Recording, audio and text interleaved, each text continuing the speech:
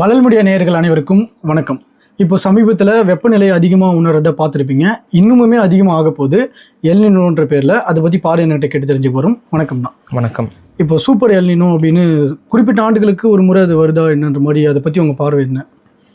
இப்போ உலக அளவில் ஒரு பெரிய அச்சுறுத்தல் 2026 நடக்குது. அது உலகம் முழுக்க ஆல்ரெடி நிறைய குண்டு போட்டுட்டு ஜாலியாக விளாண்டுட்டு இருக்காங்க.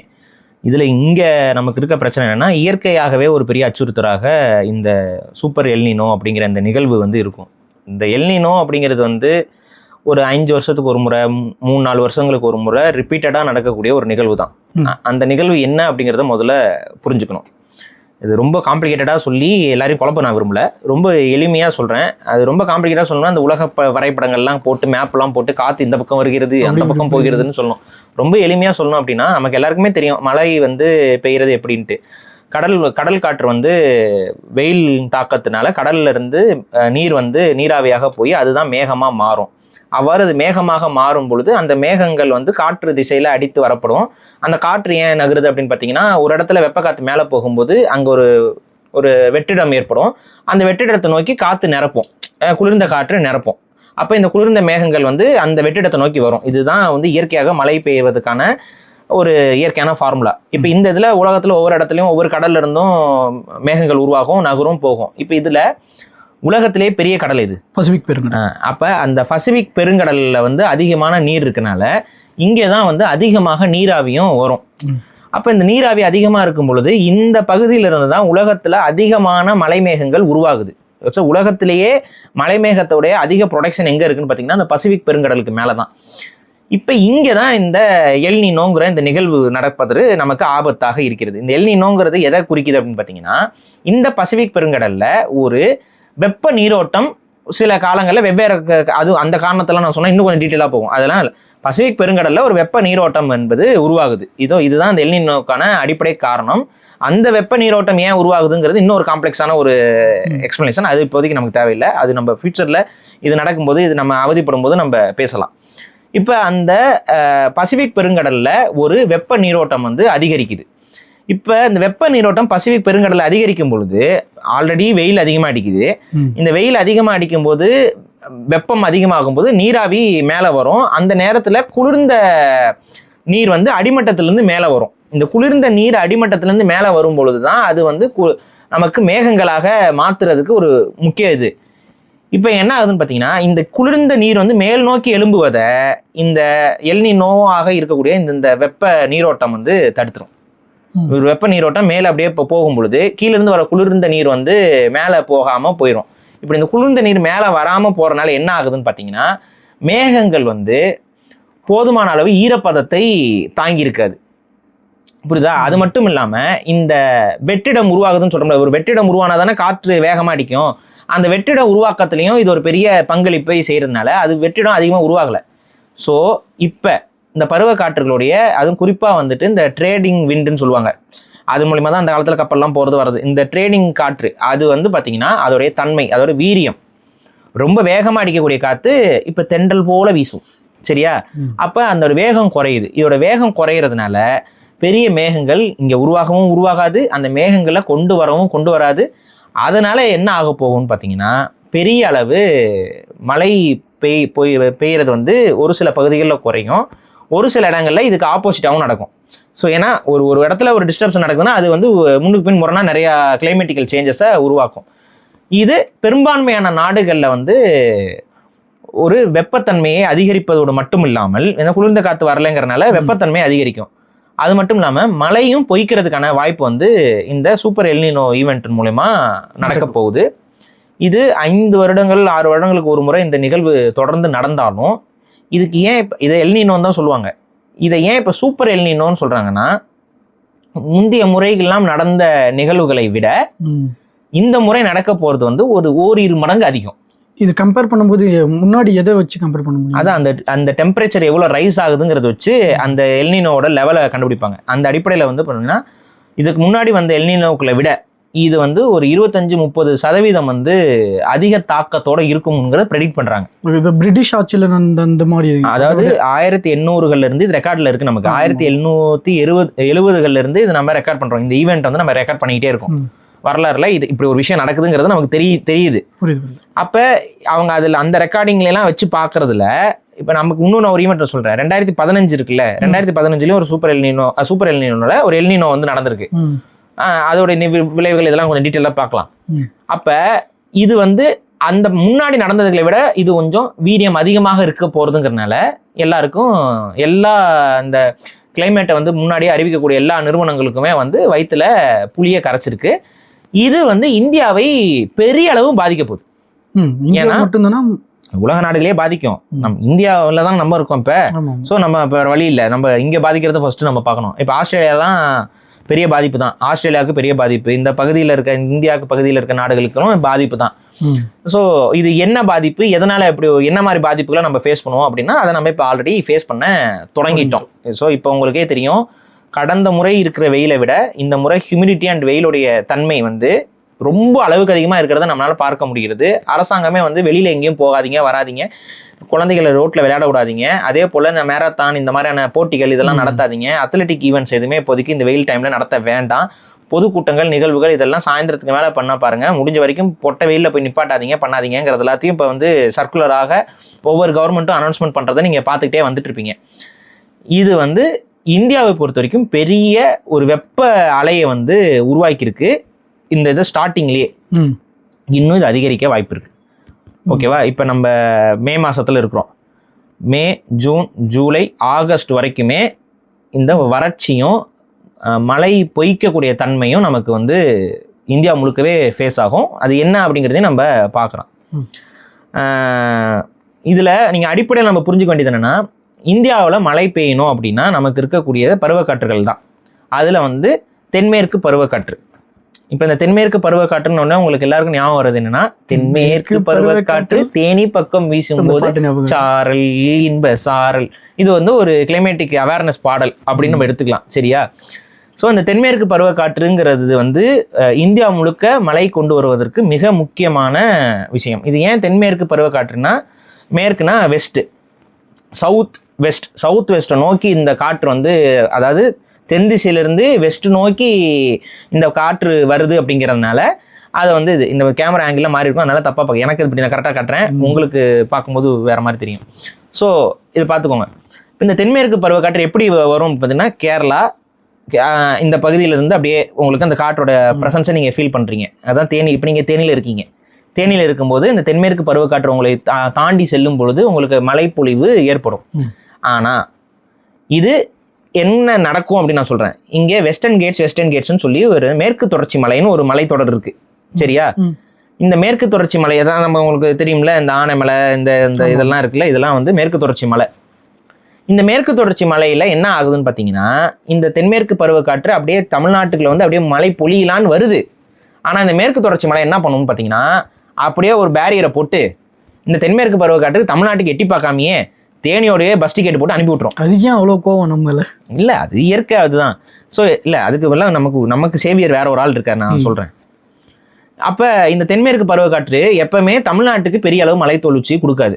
அது அந்த மேற்கு தொடர்ச்சி மலைத்தொடர் அங்கே பகுதி, அதனால தான் தேனி, கம்பம் இந்த பகுதிகளில் உங்களுக்கு தென்மேற்கு பருவக்காற்றுனால மழை பெய்யும்.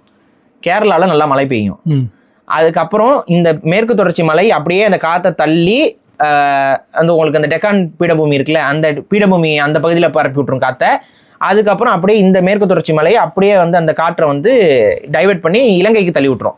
ஸோ ஒரு ஃபில்ட்ரு மாதிரி, அந்த ஒரு வடிவேல் ஒரு படத்தில் வந்து இப்படி கை விரிச்சு நிற்பார்ல, தடுப்பு அணை மாதிரி, அந்த மாதிரி ஒரு தடுப்பு அணை மாதிரி வந்து நின்றோம். காற்று வந்து ரெண்டு பக்கம் டைவெர்ட் ஆகி போயிடும். தமிழ்நாட்டுக்கு பெப்பை. சரியா? ஸோ மழை பெய்யும், ஆனால் ரொம்ப கம்மியாக தான் எக்ஸ்பெக்ட் பண்ண முடியும்.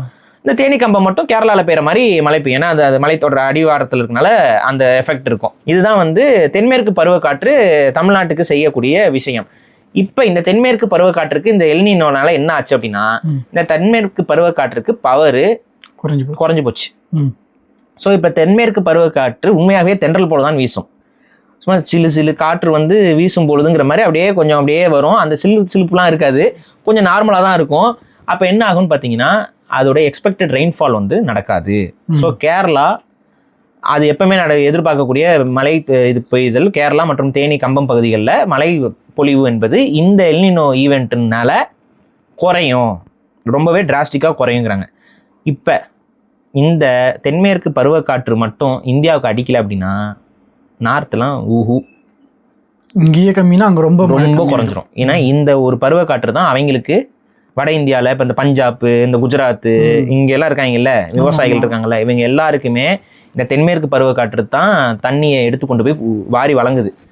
இப்போ இந்த தென்மேற்கு பருவக்காற்று அடிபட்டுச்சுன்னா அங்கே பெரிய வறட்சி ஏற்படும். அங்கே பெரிய வறட்சி ஏற்பட்டுனா விலைவாசியிலேருந்து, பொருள் உயர்வுலேருந்து உற்பத்தி குறையும்.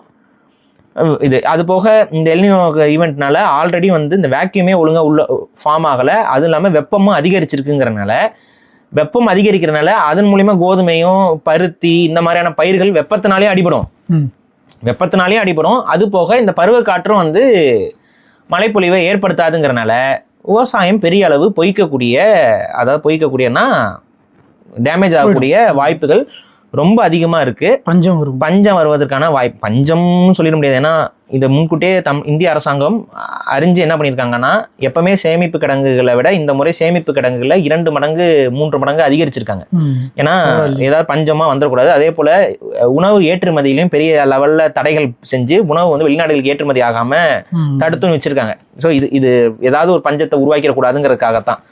ஸோ இந்திய அரசு அந்த அளவுக்கு யோசிக்குது அப்படின்னா ஒவ்வொரு தனி மனிதரும் எந்த அளவுக்கு யோசிக்கணுங்கிறதையும் கொஞ்சம் நம்ம புரிஞ்சுக்கோங்க. ஸோ ஒரு விலையேற்றம் வருவதற்கு வாய்ப்புகள் அதிகமாக இருக்குது. உணவு தட்டுப்பாடு ஏற்படுறதுக்கும் வாய்ப்புகள் அதிகமாக இருக்குது.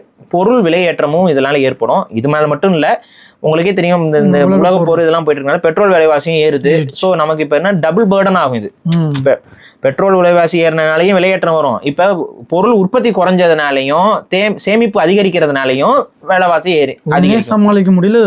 ஸோ இப்போ டபுள் டெக்கர் டமாக்காங்கிற மாதிரி இந்த மாதிரி ஒரு நமக்கு நடக்குது. 2 லட்டு கண்ணா 2 ஆப்பு திங்கி ஆசையாங்கிற மாதிரி 2 ஆப்பை கொண்டு ஒரே இடத்துல சொல்லுறாங்க. இது வட இந்தியா முழுக்க பெரிய அளவு பாதிப்பை ஏற்படுத்தும். ஏன்னா வட இந்தியா முழுக்கனா தம்பி நாங்க தமிழ்நாடுறா, நாங்க எப்பவுமே இயற்கையே எங்களை தனியா தான் ஒதுக்கி வச்சிருக்கு, நீங்க தான் எங்களை சேர்த்து வச்சுட்டு இருக்கீங்கிற மாதிரி. தமிழ்நாட்டுக்கு இதனால பெரிய அளவு பாதிப்பு வருமா அப்படின்னா, பேசிக்கலி இந்த தென்மேற்கு பருவக்காற்று நமக்கு எப்பவுமே பெருசா வந்து கொடுத்தது கிடையாது. சரியா? வேணா தேனி கம்பத்துக்கு மேல மட்டும் கொடுத்துட்டு போகுது. அது கொஞ்சம் எப்பவுமே எங்களுக்கு அதிகமாக கொடுக்காதனால இப்பவும் பெருசாக கொடுக்க போகிறது இல்லை அது. சரியா? ஸோ எப்பவுமே கொடுக்காத அளவுக்கு இப்பவும் பெருசாக எக்ஸ்பெக்ட் பண்ண தேவையில்லை, போயிட்டு போடா அப்படின்னு சொல்லிட்டு நீங்கள் கண்டுக்காமல் இருக்கலாம். என்ன வெயில் தாக்கம் கொஞ்சம் அதிகமாக இருக்கும். முன்னை விட இந்த முறை வந்து கொஞ்சம் வெயில் தாக்கம் அதிகமாக இருக்கும். அதனால வந்துட்டு விவசாயிகள்லாம் கொஞ்சம் கவனமாக ட்ரிப் இரிகேஷன் இதெல்லாம் பாருங்கள். நம்மளுடைய விவசாயம் வந்து என்றைக்குமே தென்மேற்கு பருவக்காற்றை நம்பி இல்லை. நம்மளோட விவசாயிகளும் அந்த இதை நம்பி மகசூல் பண்ண மாட்டாங்க, விவசாயம் பண்ண மாட்டாங்க. ஸோ அதனால நம்மளை பெருசாக பாதிக்காது. ஸோ இது இப்போ சரி தமிழ்நாட்டுக்கு என்ன பாதிப்பு அப்படின்னா, ஜூன், ஜூலை, ஆகஸ்ட், செப்டம்பர் வரைக்கும் தமிழ்நாட்டுக்கு பெரிய அளவு பாதிப்பு இருக்காது. எப்போ போல் இருக்கிறது தான் இருக்கும். மழைப்பொழிவும் பெருசாக இருக்க போகிறதில்ல. இந்த நாள் எப்போ போல் மழைப்பொழிவு இருக்க போகிறதில்ல. விவசாயிகளும் இந்த காலகட்டத்தில் விவசாயம் செய்ய போகிறதில்ல. ஸோ நம்ம பெருசாக பயப்பட தேவையில்லை. வெயில் தாக்கம் அதிகமாக இருக்கும். ஸோ வெயில் சார்ந்த விஷயங்களும் நீர் பற்றாக்குறை அதிகரிக்க வாய்ப்பு இருக்குது. ஏன்னா வெயில் அதிகமாக அடிக்குதுனாவே நிலத்தடி நீர் குறைய ஆரம்பிக்கும். ஸோ நீர் பற்றாக்குறை அதிகரிக்க வாய்ப்பு இருக்குது. அதனால தோட்டம் துறவுலாம் வச்சிருக்கிற நபர்கள், நீர் தேவை அதிகமாக இருக்கக்கூடிய பயிர்கள் வச்சிருக்க நபர்கள் அதுக்கு தகுந்த மாதிரி முன்கூட்டியே நீர் இதெல்லாம் இருக்கா, ட்ரிப் இரிகேஷன் சிஸ்டத்துக்கு மாறணும்னா மாறிக்கோங்க. அதே போல் நீர் தாக்கம் குறைய உங்களுக்கு மின்சார உற்பத்தியும் அடிவாங்க வாய்ப்பு இருக்குது. ஸோ மின்வெட்டுகள் அதிகரிக்க வாய்ப்பு இருக்குது. ஸோ சோலார் பேனல் போடணும்னு ஆசைப்படுறவங்க இதெல்லாம் வந்து கொஞ்சம் முன்னாடியே தயாராக இருந்தீங்கன்னா, மோஸ்ட்லி காசு இல்லை நம்மகிட்ட, அது வேறு விஷயம். ஃப்ரெண்டு தப்பிச்சிட்டான், ஒரு 2 லட்சம் செலவு பண்ணி போட்டான், கடனுடன் வாங்கி சோலார் தான். நமக்கு காசு இருக்கவங்க அந்த மாதிரி ஏதாவது சோலார் போட முடியுமா இந்த நேரத்தில் போட்டுருங்க. ஸோ போட்டிங்கன்னா வந்து மின்வெட்டுலேருந்து கொஞ்சம் தப்பிக்கிறதுக்கு வாய்ப்பு இருக்குது. மின்வெட்டுகள் இந்த காலகட்டங்களில் கொஞ்சம் அதிகரிக்க வாய்ப்புகள் மேபி இருக்கலாம். ஆனால் அது வந்து உடனேலாம் நடக்காது இல்லை. உடனே இப்படி நடக்குது அப்படின்னா அது இங்கே உள்ளடி வேலை பார்த்துருக்காங்க. அது குறையனா சடவுன் ரேட் இன்க்ரீஸ் ஆகும். இப்போ சடவுன் பண்ணுறாங்களே, இது எதுக்கு பண்ணுறாங்க? பற்றாக்குறை இருக்குன்னா சடவுன் பண்ண ஆரம்பிப்பாங்க. ஃபஸ்ட்டு எப்படி ஆரம்பிப்பாங்கன்னா அரை நாள் சடவுன் பண்ணுவாங்க. அதுக்கப்புறம் அது 1 நாளாக மாறும். அதுக்கப்புறமும் அது பற்றாக்குறை அதிகமாக இருக்குது அப்படின்னா 2 நாள் சடவுன் அப்படிலாம் போகும். ஸோ அப்படிதான் உங்களுக்கு தெரியும், ஒரு ஏடிஎம்கே ஆட்சியில் ஒரு டைம் வந்து பெரிய அளவு சடவுன் ஆகி தொழிலெலாம் பெரிய அளவு அடி வாங்கினதெல்லாம் ஒரு காலத்தில் நடந்துச்சு ஜெயலலிதாவுடைய ஆட்சியில். அதுக்கு காரணம் வந்து முன்னாடி இந்த திமுக ஆட்சின்னு அவங்க சொல்லிட்டாங்க. ஸோ அப்புறம் அதுக்கப்புறம் சரி பண்ணாங்க, இதெல்லாம் ஓகே. இப்போ ஒரு சடவுன் அப்படின்னா சடனாக வராது, சடவுன் பொறுமையாக தான் கொஞ்சம் கொஞ்சமாக வரும். ஆனால் இன்னைக்கு இப்போ இந்த குளத்தூர் இங்கெல்லாம் நடக்கிறது வந்து பார்த்தீங்கன்னா அது ஏதோ உள்ளடி வேலையை தான் நமக்கு உண்மையாகவே தோணுது. பட் மின்வெட்டு அதிகரிக்கிறதுக்கு வாய்ப்பு இருக்கு. ஸோ கவர்மெண்ட் அதில் முன்கூட்டியே கவனம் செலுத்தி மின் உற்பத்தியில் எந்த மாதிரி தண்ணீர் வெயில் அடிக்கிறதுனால சோலார் கரண்ட்ஸ் மூலமா மின் உற்பத்தியில் அதிகப்படுத்தோம்னா பிரச்சனை கிடையாது. காற்றை நம்பிட்டு இருக்க முடியாது, காற்று கம்மியாக தான் அடிக்கும். ஸோ இதுதான் இந்த மான்சூனில் தென்மேற்கு பருவக்காற்றுடைய பாதிப்பு. இப்போ உயிரினங்களுக்கு ஏதாவது பாதிப்பு இருக்குமா? தண்ணி குறைஞ்சிச்சுன்னா அப்புறம் காட்டில் இருக்க யானைக்கு என்ன பண்ணுறது? அது எங்கே போய் தண்ணி குடிக்கும்? அப்போ வனத்துறை இவங்கெல்லாம் வந்து அதுக்கு இப்போவே தொட்டிலாம் கட்டி வைக்க முடிஞ்சால் கட்ட ஆரம்பிச்சிருங்க. கட்டிட்டு அதுக்கு தண்ணியை சப்ளை பண்ணுறதுக்கான அந்த வனப்பகுதியில் அங்கே செயற்கையாக குளங்கள் வெட்டி நம்ம வனத்துறை அதிகாரிகள் வந்து தண்ணீர் ஃபில் பண்ணுவாங்க. அதெல்லாம் ஃபில் பண்ண ஆரம்பிங்க. காடுகளில் வறட்சி ஏற்பட வாய்ப்பு அதிகம். ஸோ வெயில் தாக்கம் அதிகமாக இருக்கனால உயிரினங்களே வெயிலில் அடிபடுறதுக்கான வாய்ப்புகள் அதிகம். அதனால செட்டு ஏதாவது பண்ணி வைக்க முடியுமான்னு பாருங்கள். அங்கேயே ஒரு சில செட்டு யானைகள்லாம் தங்குறதுக்கு ஒரு செட்டு மாதிரிலாம் போட்டு விட்டிங்கன்னா அது அந்த ரொம்ப வெயில் தாங்கலைன்னா அந்த மாதிரி இடத்துக்கு வந்து தங்கும். ஸோ இதெல்லாம் கொஞ்சம் பார்த்து என்னென்னு செய்ய முடிஞ்சதுன்னா அதெல்லாம் கொஞ்சம் முன்கூட்டியே ஏற்பாடுகளை செஞ்சு வைங்க. ஒரு சில மாதங்கள் வெயில் தாக்கம் அதிகம். குறிப்பாக குழந்தைகளை வெளியே விளையாட விடாதீங்க. அதிகமாக தண்ணி குடிங்க. நீர் ஆகாரங்களை அதிகமாக எடுத்துக்கோங்க. வெப்பத்தை இன்க்ரீஸ் பண்ணுற மாதிரி உணவு பழக்கங்களை சாப்பிடாதீங்க. இதெல்லாம் நம்ம மக்களுக்கான அட்வைஸாக சொல்லிடுறோம். கண்டிப்பாக எல்லாரும் ஏசி இதில் தான் இருக்கணுங்கிற சுச்சுவேஷன் தான் வரும். வேறு வழி இல்லை இப்போதைக்கு. முடிஞ்ச வரைக்கும் அந்த பனங்கீற்று தென்னங்கீற்றில் வீட்டுக்கு மேலே ஏதாவது கூரை போட முடியுமா, இந்த மாதிரி ஏதாவது ஒரு எக்ஸ்ட்ரா ப்ரிகாஷன்ஸ். ஃபார் எக்ஸாம்பிள் இப்போ கான்கிரீட் வீடாகவே இருந்தாலும் மேலே வந்து ஒரு சின்ன ஒரு பந்தல் போட்டிங்கன்னு வைங்க. பனங்கீற்றில் ஒரு தென்னங்கீற்றில் ஒரு பந்தல் போட்டிங்கன்னு வைங்க. அந்த பந்தல் வந்து உங்கள் வீட்டுக்கு மேலே விழுகக்கூடிய வெயிலை வந்து தடுத்துரும். உங்களுக்கும் உட்காந்து பார்க்குறக்கு ஒரு கார்டன் மாதிரி ஒரு ஏரியாவோ ஒரு பந்தல் போட்ட ஒரு ஏரியாவோ நைட்டு போய் உட்காந்து சாப்பிட்றதுக்கு இது பண்ணுறதுக்குலாம் நீங்கள் யூஸ் பண்ணிக்கலாம். ஸோ அந்த மாதிரி ஏதாவது பண்ண முடியும், கையில் காசு இருக்குன்னா அந்த மாதிரி பந்தல் போட்டிங்கன்னா இந்த மின்சார தேவையை நீங்கள் குறைச்சிக்கலாம். எப்படியும் கரண்ட் கட்டும்போது ஏசி யூஸ் பண்ணலாம். ஆமாம், அப்போது அந்த மின்சார தேவையை குறைச்சிக்கலாம். கொஞ்சம் வீட்டை வந்து ரொம்ப வெப்பமாகாமல் பார்த்துக்கலாம். ஸோ இந்த மாதிரி பார்த்துக்கோங்க. இந்த காலகட்டங்களில் நமக்கு பெரிய அளவு வெப்பம் வரும். இப்போ தமிழ்நாட்டுக்கு எப்பவுமே வந்து வரப்பிரசாதமாக இருக்கக்கூடியது, தமிழ்நாட்டை என்றைக்குமே தூக்கி பிடிக்கக்கூடிய ஒரு தெய்வமாக நம்மளை வந்து பாதுகாக்கக்கூடிய ஒரு காற்று இருக்குது அப்படின்னா அது வந்து பார்த்திங்கன்னா நார்த் ஈஸ்ட் மான்சூன் அப்படின்னு சொல்லுவாங்க. அதாவது வந்து வட கிழக்கு பருவமழை இல்லை இந்த வடகிழக்கு பருவக்காற்று. இந்த வடகிழக்கு பருவக்காற்று ஆக்சுவலாக உண்மையாகவே தமிழ்நாட்டுக்கு முழுக்க நம்ம வந்து பாடல் எழுதணும் அப்படின்னா வடகிழக்கு பருவக்காற்று வீசும்போது மழை அப்படின்னு நம்ம பாடணும். இதுதான் இந்த வடகிழக்கு இதை மையப்படுத்தி தான் நம்ம விவசாயிகள் வந்து நடவுல இருந்து எல்லாமே வானத்தை பார்த்து விவசாயம் செய்யக்கூடிய எல்லா விவசாயிகளும் வடகிழக்கு பருவமழையையும் வடகிழக்கு பருவ காற்றையும் மனசுல வச்சு தான் தமிழ்நாட்டில் மட்டும் என்றைக்குமே விவசாயம் நடக்கும். தமிழ்நாடு அப்புறம் ஆந்திராவில் சில பகுதிகள் இதெல்லாம் இந்த வடகிழக்கு பருவமழை என்பது இந்த முறையும் நல்லா இருக்கும். ஓகேவா? ஸோ நீங்கள் பயப்பட தேவையில்லை. வடகிழக்கு பருவமழை இந்த அளவுக்கு பாதிப்பு ஏற்படுத்தாது. ஆனால் அதில் ஒரு பாதிப்பு இருக்குது. இந்த சூப்பர் நியானோ இதுவும் ஒரு வேலையை பண்ணுதாங்க. என்ன அதை பண்ணுது அப்படின்னு பார்த்தீங்கன்னா எப்பவும் விட வடகிழக்கு பருவமழை வந்து இந்த முறை டபுள் ஆர் ட்ரிபிள் நடக்க வாய்ப்பு இருக்கு. ரொம்ப மழை பெஞ்சு வெள்ளம் பெருக்கு. ஸோ அவங்களுக்குலாம் ஒரு மாதிரி டிசாஸ்டர்னா நமக்கு ஒரு மாதிரி டிசாஸ்டர். சென்னையில் நல்லது நடக்க போகிறதில்ல யாருக்கும். அதுவும் சென்னை கடலூர் மக்கள் வந்து இப்போவே ஒரு படகு போட்டு முன்ன கொஞ்சம் வசதி இருக்கவங்கன்னா ஒரு யாட் செட்டு புரியுதா? திமுக காரங்களுக்கு பிரச்சனை இல்லை, கப்பல் வாங்கியிருக்காங்க. ஸோ நமக்கு அந்த அளவுக்கு கப்பல் வாங்குற அளவுக்குலாம் இது இல்லை. நம்ம ஏதாவது ஒரு தோணி அந்த மாதிரி, இது தோனினா கிரிக்கெட் வீரர் தோனி இல்லைங்க, நம்ம இந்த தோனி முதலமைச்சர் காப்பாற்றுவாரா? முதலமைச்சர் ஏதாவது போட்ல வருவாரு. ஸோ அந்த மாதிரியான ஈவெண்ட் நடக்க வாய்ப்பு உண்மையிலே இருக்கு. இதை எதை வச்சு நீங்க கம்பேர் பண்ணிக்கலாம்னா 2015 வெள்ளம் ஞாபகம் இருக்கா? பெரிய வெள்ளம். அது எதனால வந்துச்சு? இது இந்த எல்னினோ ஈவெண்ட் அப்ப நடந்திருக்கு. ஆனா அன்னைக்கு நம்ம கிட்ட எவனுமே எல்னினோன்னு ஒரு விஷயத்த சொல்லவே இல்லை, சரியா? ஆனா இன்னைக்கு நம்ம எல்னினோங்கிறான். அது கூட ஒரு சூப்பர் வேற போட்டு சூப்பர்மேன் மாதிரி சொல்லிட்டு இருக்காங்க. சாதாரண எல்னினோவே அந்த காட்டிட்டு போயிருக்கு. 2015 வந்த எல்னினோ அது எல்னினோ தான், சூப்பர் எல்னினோ கிடையாது. அந்த எல்னினோவே நம்மளை வந்து வச்சுட்டு செஞ்சுட்டு போயிடுச்சு. இது சூப்பர் எல்னினோங்கிறதுனால வெள்ள அபாயம் அதிகமாக இருக்கிறது. அதுவும் குறிப்பாக சென்னை மற்றும் கோஸ்டல் தமிழ்நாடு, சென்னை மட்டும் கிடையாது, அப்படியே ஃபுல்லாக நீங்கள் இப்போ கடற்கரை ஓரங்கள் இருக்கக்கூடிய இப்போ நம்மளுடைய பிரெஞ்சு நாட்டு பிரிவாக இருக்கக்கூடிய பாண்டிச்சேரி. ஏன்னா எல்லாம் வர வர எல்லாம் என்னன்னா பாண்டிச்சேரி மக்கள்லாம் வந்து தமிழர்களே இல்லைங்கிற லெவலுக்கு பேச ஆரம்பிச்சிட்டாங்க. தமிழ்நாடு வேணும் அப்படிங்கிற மாதிரிலாம் பேசுறீங்க. நமக்கு அது ஒரு மாதிரி கடுப்பாக இருக்குது. ஒன்று பாண்டிச்சேரி ஏதோ தனியாக இருக்க மாதிரியே பேசிக்கிட்டு இருக்கீங்க. எல்லாம் ஒன்று தான், வெள்ளத்தில் மிதந்தா நம்ம எல்லாம் ஒன்றா தான் மிதக்க போகிறோம். எது வந்து தமிழ்நாடு பாண்டிச்சேரி. ஆமாம், அப்புறம் என்னமோ தனியாக நம்ம இருக்க மாதிரியே பேசிக்கிட்டு இருந்தால் அது ஒரு ஒற்றுமை வேணாம், வாங்க ஒன்றா போவோம் அப்படிங்கிற மாதிரி. இது வந்து பெரிய அளவு வெள்ளம் பாண்டிச்சேரி, இந்த கடற்கரை ஓரங்கள் இருக்கக்கூடிய பெரிய ஊர்கள், நகரங்கள் எல்லாத்தையுமே தாக்க வாய்ப்பு இருக்குது. மழைப்பொழிவும் அதிகரித்து நமக்கு ஏன்னா எதுவுமே அளவாக பெஞ்சாதான் புரியுதா, அளவுக்கு அதிகமாக எது நடந்தாலும் நமக்கு வந்து அதை ஏற்றுக்கொள்ள முடியாது. இது வந்து அளவுக்கு அதிகமான வெள்ளப்பெருக்கு வருவதற்கான வாய்ப்புகள் வந்து அதிகமாக இருக்குன்னு தான் இப்போ வரைக்கும் எல்லாமே ப்ரெடிக்ட் பண்ணுறாங்க. அது இதை சொல்கிறாங்க. சிலர் என்ன சொல்கிறாங்க, இது மேபி ஏதாவது சின்ன மாற்றங்கள், வேறு ஏதாவது ஒரு மாற்றங்களில் வேறு ஏதாவது ஒரு புயல் காற்று ஏதாவது ஃபார்ம் ஆச்சுன்னா தப்பிக்கு போமா. வேறு ஏதாவது புயல் காற்று வந்து அது கொஞ்சம் அது இதெல்லாம் திசை மாற்றி விட்டுச்சு அப்படின்னா கொஞ்சம் மேபி தப்பிக்கும் இந்தியா. பட் இப்போ வரைக்கும் அவங்க ப்ரெடிக்ட் பண்ணது அப்படியே நடந்துச்சு அப்படின்னா ஜூன்ல இருந்து செப்டம்பர் வரைக்கும் வெயில்ல வறுத்தெடுப்பாங்க. அப்படி வெயில்ல வறுத்தெடுத்த நம்மள அப்படி எடுத்து கொண்டு போய் தண்ணியில முக்கிற மாதிரி அக்டோபர்ல இருந்து டிசம்பர் வரைக்கும் நம்ம வெள்ளத்துல நீந்திக்கிட்டு இருப்போம். சரியா? இப்ப எனக்கு என்ன பயமா இருக்குன்னா, சும்மாவே எங்க ஏரியால எல்லாம் தண்ணி வந்து வீட்டுக்குள்ள வந்து எட்டி பார்த்துட்டு போய்கிட்டு வந்துட்டு இருக்கோம். நம்மளும் அது முன்னாடிலாம் கொஞ்சம் கஷ்டமா இருந்துச்சு. இப்பெல்லாம் அது பழகிருச்சு. ஒவ்வொரு மலைக்கும் வரும்போது நம்ம வீட்டுக்குள்ள தண்ணி வரும், தவளைகள் வரும், பாம்பு வரும், அவங்களோட நம்ம பழகி அது ஒரு ஸ்வம்ப் பிளான்ல வாழ்ந்த ஒரு உணர்வை கொடுக்குதுன்னு சொல்லிட்டு அது ஒரு நம்ம அப்படி பழகிட்டோம்னு வைங்க. ஆனா இன்னும் கொஞ்சம் அதிகமா தண்ணி வருங்கிற மாதிரி தான் ஃபீல் ஆகுது. ஸோ தமிழக அரசும் தமிழக முதல்வராக இப்ப இருக்கக்கூடியது விஜய் அவர்கள். அதுக்கு முன்னாடி திமுக இருந்துச்சு, அதுக்கு முன்னாடி அதிமுக இருந்துச்சு. இதெல்லாம் இப்ப நீங்க இருக்கீங்க. இவ்வளவு முன்னாடி நாங்க உங்களுக்கு சொல்றோம். நாங்களும் இவ்வளவு முன்னாடிலாம் எதையுமே நாங்க சொன்னது கிடையாது.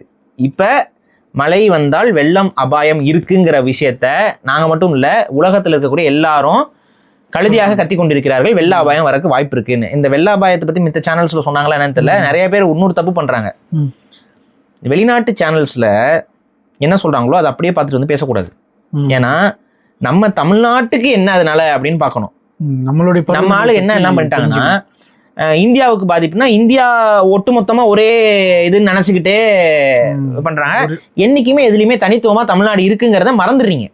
இயற்கை சூழல்லையும் அதுதான். தமிழ்நாட்டுடைய இயற்கை சூழல் வேற, இந்தியாவுடைய இயற்கை சூழல் வேற.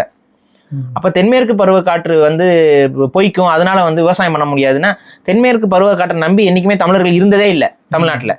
தமிழ்நாட்டு விவசாயிகள் தென்மேற்கு பருவ காற்றை பத்தி யோசிக்க இதை யாருமே பதிவு பண்ணலாங்க. புரியுதா? ஸோ நமக்கு வந்து பார்த்தீங்கன்னா வடகிழக்கு பருவமழை தான். வடகிழக்கு பருவமழை இந்த முறை கொட்டுன்னு கொட்ட போகுது. அதனால சந்தோஷப்பட தேவையில்லை. ஏன்னா அந்த காற்றுடைய வீரியமும் அதிகமாக இருக்கும், மழைப்பொழிவும் அதிகமாக இருக்குங்கிறனால வெள்ள அபாயம் நமக்கு இருக்கு. ஸோ இப்போ இருந்தே வேலையை செஞ்சால் சென்னை வந்து குறிப்பாக சென்னை, கடலூர் இந்த வெள்ளத்தில் பாதிக்கப்பட்ட பகுதிகளில் திரும்ப விஜய் அவர்கள் ஒரு சர்வே எடுக்க சொல்லி இப்போ இருந்தே வேலையை பார்த்தா வெள்ள அபாயம் இருக்கக்கூடிய பகுதிகள் என்னென்ன, எந்தெந்த இடத்துல தண்ணி தேங்குறதுக்கு அதிகமாக வாய்ப்பு இருக்குது, எந்தெந்த இடத்துல தண்ணி தேங்கினா அதை எப்படி வெளியில் டைவர்ட் பண்ணி கொண்டு போகிறதுக்கான வடிகால்கள் எங்கெங்கே இருக்குது, இது எல்லாத்தையும் கரெக்டாக கால்குலேட் பண்ணி பண்ணால் குறைஞ்சபட்சம் நாங்கள் போட்டில் மிதக்க வேண்டிய அவசியம் இல்லை. இவ்வளோ முன்னாடி சொல்கிறோம். இல்லை மிதந்து தான் எங்கள் தலை விதினா அது வேறு வழியில் நம்ம ஃபேஸ் பண்ணி தான் ஆகணும். அவங்களுக்கு செம்ம அடி விழும், உங்களுக்கும் அடி விழுவதற்கான வாய்ப்பு இருக்கு. இது நாங்க பண்ண சதியோ, திமுக பண்ண சதியோ, ஏடிஎம்கே நீங்க உடனே உடைக்கிறதுனால அவங்க விட்ட சாபமோ, எடப்பாடி அவர்களின் வைத்தெரிச்சலோ கிடையாது. இது வந்து எல்னினோங்கிற சூரியனோட எரிச்சல். சரியா? ஸோ இந்த இதுக்கு நம்ம வந்து ஒண்ணுமே பண்ண முடியாது. இது இயற்கையாக நடக்கக்கூடிய ஒரு விஷயம். ஸோ இதை வந்து முன்கூட்டியே தமிழக முதல்வர் கணக்கில் எடுத்து, இல்லை அவர் எடுக்கல அப்படின்னாலும் குறைஞ்சபட்சம் யாராவது இந்த டிவிகே தோழர்கள் இருந்தீங்கன்னா அவங்க கொஞ்சம் பரப்பி விட்டு வரக்கூடிய ஆபத்தை முன்கூட்டியே, மெயினாக நமக்கு வர ப்ராப்ளம் வெயில் தாக்கம் அதிகம். அதுலேருந்து அது நம்ம கொஞ்சம் பழகிட்டோன்னு வைங்களேன், அது கொஞ்சம் இப்போ ஜாலியாக தான் போயிட்டு இருக்கோம், எல்லாரும் வந்துட்டு இருக்கோம், சூரியனுக்கு ஒரு இது பண்ணிட்டு இருக்கோம். பட் இந்த வெயில் தாக்கம் இன்னுமே கொஞ்சம் இன்க்ரீஸ் ஆகும், அப்புறம் நார்மலைஸ் ஆகும். ஆனால் அக்டோபர்லேருந்து டிசம்பர் வரைக்கும் நமக்கு மழைப்பொழிவோட எண்ணிக்கை அதிகமாக இருக்கும். 2015 ஏற்பட்டதை விட இந்த முறை அதிகமாக இருக்கிறதுக்கான வாய்ப்புகள் அதிகமாக சொல்கிறாங்க. ஸோ 2015 நான்லாம் சென்னையில் தான் இருந்தேன். அதான் நான் என் வாழ்க்கையிலே நான் வெள்ளத்தை முதல்ல பார்க்குறது அதுதான். அது பார்த்தீங்கன்னா அந்த மலையை வந்து அதுக்கப்புறம் நான் சென்னையில் பார்க்கல. அந்த 2015 ஏற்பட்ட மழையை வந்து நான் அதுக்கப்புறம் பெஞ்ச மழையெல்லாம் வந்து பார்த்தீங்கன்னா 2 நாள் 3 நாள் தான். அதுவும் விட்டு தான் பெஞ்சிட்டு இருந்துச்சு. அதனால கொஞ்சம் தண்ணி வடிகிறதுக்கு ஏதோ ஒரு ஆப்ஷன் இருந்துச்சு. ஆனால் 2015 பெஞ்ச மழை அது பாதிக்கப்பட்டவங்களுக்கு ஞாபகம் இருக்கும். 3 நாள் 4 நாள் மழை நிற்கவே கிடையாது, நிற்கவும் கிடையாது, குறையவும் கிடையாது. ஒரே ஃப்ளோல வச்சு பைப்பை திறந்து விட்ட மாதிரி அடிச்சுதுங்க. நான் தனியா இருக்கேன், நானும் ஒரு நாயும் பழைய கும்பம் அதுவும் நானும் உட்காந்துக்கிட்டு இருக்கோம் வீட்டுக்குள்ள. அதுக்கு கூட அந்த உணவு இருந்துச்சு, அதனால தப்பிச்சுது.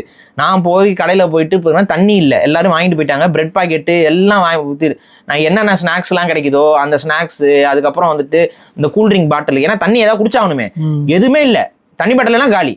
ஸோ அந்த கூல்ட்ரிங்க் வேற வழியே இல்லை, அதெல்லாம் வாங்கி வச்சுக்கிட்டு உட்காந்துருந்தேன். நான் தாங்க அடிக்கும் போது கூல்ட்ரிங்க் குடிச்சிட்டு இந்த அளவு தண்ணியே இல்லை, குடிக்கிறதுக்கு தண்ணியே இல்லாமல் போயிடுச்சு. கடையில எல்லாம் பிரெட் பாக்கெட்டும் எல்லாம் வாங்கிட்டு போயிட்டாங்க. நான் வாங்க போகும்போது பிரெட் பாக்கெட்லாம் இல்லைப்பா, சரி என்னென்னலாம் உணவு பண்டம் இருக்கோ, பிஸ்கெட் பாக்கெட்ஸு, இப்போ அதுக்கப்புறம் அங்கே இருந்த மற்ற ஸ்நாக்ஸ்லாம் இருக்கும்ல, அது எல்லாத்தையும் வாங்கி கொண்டு வந்து உட்காந்து தின்னுக்கிட்டு இருந்தோம். பாத்ரூம் போக முடியாது, ஏன்னா இப்போ எல்லாம் சமாதானம் ஆயிடுச்சு, எல்லாம் ஒன்றுன்னு ஆகி போயிடுச்சு. ஓகேவா? அது பாம்பு வந்து அப்படியே வீட்டுக்குள்ள அப்படியே வாக்கிங் வருது ஜாலியா. ஹலோ சார், எப்படி இருக்கீங்க? ரொம்ப படாத படு, கை கால்லாம் புண்ணு பூத்து இப்போ இது பண்ணி, அந்த காலத்துல வேற நம்ம நாம் தமிழர் கட்சியில வேற இருந்தனால அப்போ நிவாரணத்துக்கு வேற போயிட்டு இதெல்லாம் பண்ணும்போது அது கால் கையெல்லாம் ஃபுல்லா இன்ஃபெக்ஷன் ஆக ஆரம்பிச்சிருச்சு. ஸோ அந்த அளவுக்கு ஒரு மோசமான வெள்ளத்தை பார்க்கல. அதுக்கப்புறம் ஓரளவுக்கு மழையே வந்து கம்மியாக தான் பெஞ்சிருக்கு. நீங்கள் வந்து நாங்கள் வந்து பாதுகாத்துட்டோம் இதெல்லாம் இல்லை, மழை பெய்யுது. அதுக்கப்புறம் வந்துலாம் அந்த அளவுக்கு அந்த வெள்ளம் அடிக்கிற அளவுக்கு மழை பெய்யலை, ஓரளவுக்கு பெஞ்சுது. அதுலேயும் தண்ணி தேங்குச்சு தான் ஒவ்வொரு முறையும். இது வரைக்கும் எப்பப்பெல்லாம் மழை பெஞ்சதோ அப்பப்பெல்லாம் தண்ணி தேங்கிட்டு தான் இருக்குது சென்னையில். ஒரு சில ஏரியாக்கள் மேலே தப்பிச்சிருக்கலாம், நீங்கள் வந்து முழுசாக பண்ணி முடிக்கலை. ஸோ விஜய் அவர்கள் இதில் கொஞ்சம் கவனம் செலுத்துங்க. இந்த முறை எப்பவும் இருக்கிறத விட அதிகமாக மழை பெய்யுங்கிற மாதிரி சொல்கிறாங்க. நடக்கலைன்னா ரொம்ப சந்தோஷம், மகிழ்ச்சி. அதுக்கும் ஒரு வாய்ப்பு இருக்குது. அதுக்கு என்ன அவங்க சொல்கிறாங்கன்னா, நடுவில் சில சைக்ளோன்ஸ் ஏதாவது வந்துச்சுன்னா, இந்த காற்று திசையில் ஒரு சில மாற்றங்கள் ஏற்பட்டு அதோட எஃபெக்டிவ் கொஞ்சம் கம்மியாச்சுன்னா தமிழ்நாடு தப்பிக்கும். ஆனால் அது அந்த மாதிரி ஏதாவது ஈவெண்ட் நடந்தால் அது அவங்க சொல்லுவாங்க, அது மாதிரி நடக்க போகுதுன்னு சொன்னாலும் சொல்லுவாங்க. ஆனால் இப்போ வரைக்கும் அதை பற்றிலாம் எதுவும் ஒரு இல்லை, ஏன்னா அது வந்து எதர்ச்சியாக நடந்தால் தான் உண்டு. இப்போ வரைக்கும் ஆபத்து நமக்கு இருக்குது. ஸோ எத்தனை மாதம் இருக்குன்னு பார்த்துக்கோங்க. அக்டோபரில் ஆரம்பிக்கும் நமக்கு ஆபத்து. வெயில் காலம் இது நம்ம தப்பிச்சிருவோம். அக்டோபர்ல இருந்து டிசம்பர் வரைக்கும் நமக்கு மழைப்பொழிவுக்கான வெள்ள அபாயம் அதிகமாக இருக்கனால இப்போ இருந்தே கொஞ்சம் நம்மளும் தயாராகிக்கோங்க, அரசாங்கமும் அதுக்கு தகுந்த மாதிரி தயாராகிக்கோங்க. தோட்டம் துறவு வச்சுருக்கோங்க, அந்த வெள்ள அபாயம்லாம் மனசில் வச்சுட்டு அதுக்கு தகுந்த மாதிரி இது பண்ணிக்கோங்க. மனிதன் இதுக்கு ஏதாவது காரணமாக இருக்கும்? செயற்கையாக தான் நடக்குதா இல்லை இயற்கையாக தான்? இதுக்கு ஏதாவது மனிதன் எல்னினோ வந்து மனுஷங்களுக்கும் இதுக்கும் நம்ம வந்து கொஞ்சம் துரிதப்படுத்துறதுக்கு அதில் காரணங்கள் இருக்குது. அதோடைய அந்த எஃபெக்ட் அதிகமாக இருக்கும், நம்ம வந்து நம்மளோட பங்களிப்பு இருக்கும். ஆனால் இது இயற்கையாகவே ஒரு 5-6 வருடங்களுக்கு ஒரு முறை நடக்கக்கூடிய ஒரு நிகழ்வாக தான் பார்க்குறாங்க. இது இயற்கையாகவே அந்த சுழற்சி, இந்த உலகத்தோட சுழற்சியில் நடக்கக்கூடிய ஒரு நிகழ்வு தான். இது கண்டினியூவாக நடக்குது. ஆனால் இப்போ என்ன பிரச்சனைனா, இப்போ குளோபல் டெம்பரேச்சர்ஸ் எல்லாமே ஓவராலாகவே இன்க்ரீஸ் ஆகிட்டே இருக்குல்ல, புவி வெப்பமயமாதல்ங்கிற அடிப்படையில் இன்க்ரீஸ் ஆகிட்டே இருக்கனால இந்த எல்னினோட தாக்கம் இப்போ வந்து ரொம்ப அதிகமாக ஆகிக்கிட்டே வருது ஒவ்வொரு முறையும். நமக்கு 2015 எல்னினோ வந்திருக்கு. அதுக்கப்புறம் அதெல்லாம் விடவே இப்போ இந்த முறை வந்து ரொம்ப அபாயகரமான அளவு வருங்கிறனால தான் இப்போ இதை அவங்க வந்து முக்கியப்படுத்தி பேச ஆரம்பிச்சிருக்காங்க. மனிதன் இயற்கையை அழிக்கிறது மூலிமா கொஞ்சம் அதிகமாகுது அப்படின்னு. ஆமாம், அப்படி நம்ம எடுத்துக்கலாம். இதில் இன்னொரு என்னென்னா, இப்போ நான் சொன்ன மாதிரி இந்த வெள்ளப்பெருக்கு இதெல்லாம் நமக்கு தமிழ்நாட்டில் இதெல்லாம் வரும்பொழுது மலை பகுதிகளில் வாழக்கூடியவங்க, இப்போ ஃபார் எக்ஸாம்பிள் ஊட்டி, கொடைக்கானல் இந்த மாதிரி பகுதியில் இருக்கவங்களுக்கு நிலச்சரிவு அபாயங்கள்லாம் இருக்குது. ஸோ அதெல்லாம் கொஞ்சம் முன்கூட்டியே அந்த மாதிரி மழையெல்லாம் ஸ்டார்ட் ஆகும்போது முடிஞ்ச வரைக்கும் ஊட்டி கொடைக்கானல் இல்லாமல் எங்கேயாவது பிளெயின்ஸுக்கு வர முடியுமா, இந்த மாதிரி கவர்மெண்ட் ஏதாவது அது இல்லைன்னா அது தடுக்கிறதுக்கு ஏதாவது வேறு வழி என்ன, நிலச்சரிவு ஏற்படுறதுக்குலாம் நிறையா வாய்ப்பு இருக்குது. ஸோ மழை தொடர்ச்சியாக பெய்யுது அப்படின்னா, ஸோ இது எல்லாமே கொஞ்சம் மனசில் வச்சுக்கிட்டு செயல்படணுங்கிறத நம்ம சொல்கிறோம். ஸோ அதுக்கப்புறம் ஆண்டவன் கையில் இருக்குது, என்னன்னு பார்ப்போம். இப்போது இது இன்னும் வருங்காலங்களில் இதை விட அதிகரிக்குமா அப்படின்ற மாதிரி ஏதாவது ஆய்வுகள் சொல்லுதா? நம்ம என்ன சொல்கிறோன்னா, இப்போ இந்த 2026 நம்ம முதல்ல உயிரோட கிடப்போம், சரியா? நம்மளோட வாழ்க்கை நிம்மதி இப்படி தான். ஒவ்வொரு வருஷமும் வந்து என்னென்ன ஆப்பு வைக்க போகிறாங்கன்னு தெரியல. உழவு இவங்க இது இயற்கை சும்மா இருந்தாலும் இந்த நாய்க்கு சும்மா இருக்க மாட்டேங்கிறாங்க. குண்டு போடுறேன், அதை போடுறேன், இதை போடுறேன்னு எதையோ பண்ணி வந்து ஸ்ட்ரைட்டாக மோசம் மூடுறேன் திறக்கிறேன்னு சொல்லி ஆரம்பிச்சுட்டு இன்னைக்கு முடிச்சு விட்டாங்க நம்மளை. ஸோ இது மாதிரி இவங்க ஏதாவது அப்புறம் வேறு வந்து அதை ஆப்படிக்கிறேங்குது, அது வந்து ஆப்படிக்கும். இப்போ அது ஐடி கம்பெனிக்காரங்களுக்குலாம் வந்துட்டு இன்னும் கொஞ்சம் நல்ல பெரிய அளவு ஆப்பு இருக்குது, அது வேறு இருக்குது. அதுவும் நம்ம தனியாக பேசுவோம், நமக்கு சீக்கிரம் பேசலாம். இப்போ இந்த மாதிரி நமக்கு ஆபத்து ஒவ்வொரு வருஷமும் இருக்கனால நம்ம ரொம்ப ஃபியூச்சரிஸ்டிக்கெல்லாம் யோசிக்க வேணாம். நான் என்ன சொல்கிறோம்னா, இப்போ 2026 நம்ம கிடப்போம், ஓகேவா? அதுக்கப்புறம் 2026 நம்ம 27 நம்ம உட்காந்துருக்கும் போது அப்புறம் அவங்க புதுசாக ஏதாவது ஒன்று கொடுப்பாங்க, அதை நம்ம கடத்துவோம். ஆனால் பொதுவாகவே இயற்கை வந்து நமக்கு பெரிய அளவு பாதிப்புகளை ஏற்படுத்தும் இனிமேல். ஏன்னா நம்ம ஒரு லெவலுக்கு மேலே இயற்கையை வந்து சொரிய ஆரம்பிச்சிட்டோம். அப்போ அதுலேருந்து நம்ம மீள்றதுக்கான வழிமுறைகளை மனிதர்கள் வந்து பெருசாக கடைப்பிடிக்கிற மாதிரி தெரியல. போர் அது இதுன்னு பண்ணிக்கிட்டு கடைசியில் வந்துட்டு இது உற்பத்தியில் அது பண்ணுறோம் இதை பண்ணுறோன்னு சொல்லிட்டு கடைசியில் முழுக்க முழுக்க வளச்சுரண்டல்கள், இயற்கை வள அழிப்பு, கனிம வள அழிப்பு இதுதானே நடந்துகிட்டு இருக்கு. ஆமா ஆமா. இப்போ இது தொடர்ந்துகிட்டே இருந்துச்சுன்னா அப்புறம் ஒரு லெவலுக்கு மேல என்ன ஆகும்? நம்மளாம் அழிஞ்சாதான் இது நிற்கும். அப்போ நம்மள ஏதோ ஒரு சக்தி வந்து அழிக்க தான் போகுது. சரியா? அதனால முடிஞ்ச வரைக்கும் இதெல்லாம் மாறணும்னு நம்மளால முடிஞ்சது அதான். மக்களுக்கு கொஞ்சம் அவேர்னஸ் கொடுக்குறோம். முடிஞ்ச வரைக்கும் நம்ம குடும்பங்களை பாதுகாத்துறதுக்கு என்னென்ன வழிமுறைகளோ அதை நீங்கள் பார்த்துக்கோங்க. வெள்ளம் வர அபாயம் இருக்கு. இப்போ எக்ஸாக்டாக மக்கள், அரசாங்கம் என்னென்ன செஞ்சால் இதுலேருந்து தப்பிக்க முடியும்? ப்ரிகாஷன் மெஷர்ஸு இப்போதைக்கு இந்த வெயில் தாக்கம் அதிகமாக இருக்க காலகட்டம், அப்புறம் மழை கொஞ்சம் பொய்க்கும். இந்த இதில் வந்துட்டு மக்களுக்கு இருக்க மேஜர் கன்சர்ன் என்னென்னா தண்ணி பற்றாக்குறை. அப்போ தண்ணி பற்றாக்குறைன்னு வரும்பொழுது நம்ம இப்போ ஒரு விஷயம் சொல்லணும். இப்போ மேகதாதுல அணை கட்டுறேன்னு ஆரம்பிக்கிறாங்க திரும்ப. அப்போ இதோட எதுக்கு இப்போ பேசணும்னு அவசியம் இருக்கா? இப்போ எதுக்கு பேசணும்? இப்போ எதுக்கு அந்த துணை முதலமைச்சர், கர்நாடக துணை முதலமைச்சர் இப்போ எதுக்கு இந்த மாதிரி ஒரு அறிக்கை விடணும்? எதுக்கு இந்த மாதிரி? அப்போ நோக்கம் என்னன்னா, அவங்க இப்போ தண்ணி விட மாட்டோம்னு சொல்லி திரும்ப பிரச்சனை பண்ண போறாங்க. அப்போ இன்னும் 2 பாதிப்பு அதிகமாகும். புரியுதா? அப்போ அவங்களுக்கு அது தெரிஞ்சிருச்சு. சூப்பர் எல்னினோ வரும்னா அவனுக்கு தானே பாதிப்பு, அவனுக்கு தானே வெயில் அடிக்க போகுது. இப்போ அவனுக்கு தண்ணீர் பற்றாக்குறை பெங்களூரு இங்கெல்லாம் வரப்போகுதுன்னு அவனுக்கு தெரிஞ்சு போச்சு. அதனால இப்பவே நதி நீர் பிரச்சனையை ஆரம்பிக்கிறான். தண்ணி கொடுக்கக்கூடாதுன்னு ஆரம்பிக்கிறான். இது மேகதாது அணைன்னு மட்டும் பார்க்க தேவையில்லை. இப்போ நீர் பகிர்வதில் இவங்க வந்து பிரச்சனை பண்ணுவாங்க. இப்போ காவேரியிலேருந்து தண்ணி கொடுக்கல அப்படின்னா என்ன ஆகும்? ஸோ ஆட்டோமேட்டிக்காக இன்னும் நமக்கு நீர் பற்றாக்குறை அதிகரிக்கும். அப்போ நீர் பற்றாக்குறை அதிகரிக்காமல் இருக்கிறதுக்கு நம்ம இங்கே என்ன பண்ணணுமோ அதை வந்து அரசாங்கம் முன்கூட்டியே நடவடிக்கை எடுக்கணும். இப்போ மழை பெய்யாமலாம் இருக்க போகிறது இல்லை, மழை பெய்யும். அந்த மழை பெய்கிற தண்ணீரை சேமித்து வைக்கிறதுக்கு நம்மக்கிட்ட போதுமான அளவு குளங்களும் ஏரிகளும் கம்மாய்களும் நம்ம உருவாக்கலை. அதை நம்ம இன்னும் அதிகரிக்கணும். இருக்கிறதுக்குள்ள நம்ம தூர்வாரி அதை பராமரிக்கணும். இதெல்லாம் எதுவுமே நம்ம பண்றது இல்லைங்க ஒழுங்கா. அக்டோபர் மாசத்துக்குள்ள அதை செய்யணும் இந்த புது அரசாங்கம். இந்த புது அரசாங்கம் முடிஞ்ச வரைக்கும் நீர் சேமிப்புகளை அதிகரிக்கிறதுக்கு என்ன வழியோ அதெல்லாம் கொஞ்சம் வேகமா பாருங்க. அப்புறம் இந்த வாட்டர் எவாப்ரேஷனுக்கு எதிராக சில வேலைகள் செய்யணும். ஆனா அதுக்காக நீங்க தர்மாக்கோல் எல்லாம் போட்டு மாட்டிக்காதீங்க. ஸோ வாட்டர் எவாப்ரேஷன் வந்து நிலத்தடி நீர், அதுக்கப்புறம் இந்த மாதிரி சேமிப்பிடங்கள்லேருந்து அதிகமாக எவாப்ரேட் ஆகிறதுக்கு வாய்ப்பு இருக்குது. இந்த எவாப்ரேஷனை தடுக்கிறதுக்கு நமக்கு இருக்க ஒரே விஷயம் வந்து என்னென்னு பார்த்தீங்கன்னா, இயற்கையான பயம் இருந்தால் மட்டும்தான். இயற்கையான பயம்னா வேறு ஒன்றும் கிடையாது, செடிகள் தான். புரியுதா? குளத்தை சுற்றி வந்து செடிகளை நீங்கள் உருவாக்கும் பொழுது அந்த குளத்தடி நீர் வந்து ஜில்னஸ் கொஞ்சம் மெயின்டைன் ஆகும். இந்த தாமரை எல்லாம் படர்ந்துருக்கும் போது ஆகாய தாமரை படரக்கூடாது, சாதாரண தாமரை செடி இருக்கணும். சாதாரண தாமரைகள் இருக்குல்ல, அல்லி, இந்த மாதிரி சாதாரண தாமரை செடி வகைகள், அந்த சாதாரண செடி வகைகள் வந்து நம்ம போடணும். இந்த ஆகாய தாமரைங்கிறது வந்து தண்ணியை எவாப்ரேட் ஆக விடாமல் தடுக்கும். ஆனால் அட் த சேம் டைம் என்ன ஆகும்னா ஓவர் ஆயிரும். அதையும் ஆக்சுவலாக நம்மளால கண்ட்ரோல் பண்ண முடியும். அக்வாரியம் வச்சிருக்கவங்களுக்குலாம் அது தெரியும். அக்வாரியம் வச்சிருக்கவங்களுக்கு ஃப்ளோட்டிங் பிளான்ஸை வந்து எப்படி கண்ட்ரோல் பண்ணணும்னு அவங்களுக்கு தெரியும். அவங்க என்ன பண்ணுவாங்கன்னா ப்ராப்பராக அதை அப்புறப்படுத்திக்கிட்டே இருப்பாங்க. அது மட்டும் இல்லாமல் சில வட்டங்கள் போட்டுருவாங்க. டியூப் ஒன்றும் கிடையாதுங்க, நம்ம நார்மல் சிலிக்கான் டியூப் இருக்குல்ல, பெரிய பெரிய சிலிக்கான் டியூப், அந்த பெரிய பெரிய சிலிக்கான் டியூப் ஒரு ஏரிக்கு ஒரு 100 சிலிக்கான் டியூப் வட்டமாக போட்டுவிடுங்களேன். என்ன ஆகும்னா இந்த ஆகாய தாமரையே படர்ந்தாலும் இந்த வட்டத்தை தாண்டி அது படராது. ஸோ இந்த வட்டம் ஓப்பனாக இருக்கும். இந்த சிலிக்கான் டியூப் இருக்கிற இடத்துல வந்து ஓப்பனிங் இருக்கும். மிச்ச இடத்துல அந்த செடி படர்கிட்டே இருக்கும். ஏன்னா அந்த செடி எப்படி படரும் அப்படின்னு பார்த்தீங்கன்னா, ஒரு பிரான்ச் இருக்குன்னா அந்த பிரான்ச்லேருந்து ஒரு வேறு போகும், அது இன்னொரு பிரான்ச் வரும், இன்னொரு பிரான்ச் போகும். இது வந்து தண்ணியிலே தான் இருக்கணும். இப்போ இந்த நடுவில் ஒரு சிலிக்கான் டியூப் இருக்குது அப்படின்னா அதை தாண்டாது. புரியுது? அதுக்கு ஒரு கரை மாதிரி அது, அதனால அது இது மாதிரி தான் வந்துட்டு அக்வாரியமில் வந்து பார்த்தீங்கன்னா மீனுக்கு சாப்பாடு போகிற இடத்துல வட்டம் போட்டு வச்சுருப்பாங்க. இந்த டெக்னிக்கை வந்து வெளிநாடுகள் எல்லாம் ஃபாலோ பண்ணி இந்த ஆகாய தாமரை அதிகமாக இருக்குன்னா அங்கே மெயின்டைன் பண்ணுறதுக்கு. ஆனால் இன்னொன்று, ஆகாய தாமரையை நீங்கள் மெயின்டைன் பண்ணி தான் ஆகணும். அப்புறப்படுத்திக்கிட்டே நீங்கள் அப்புறப்படுத்தாமலாம் விட்டுறாங்க இங்கே.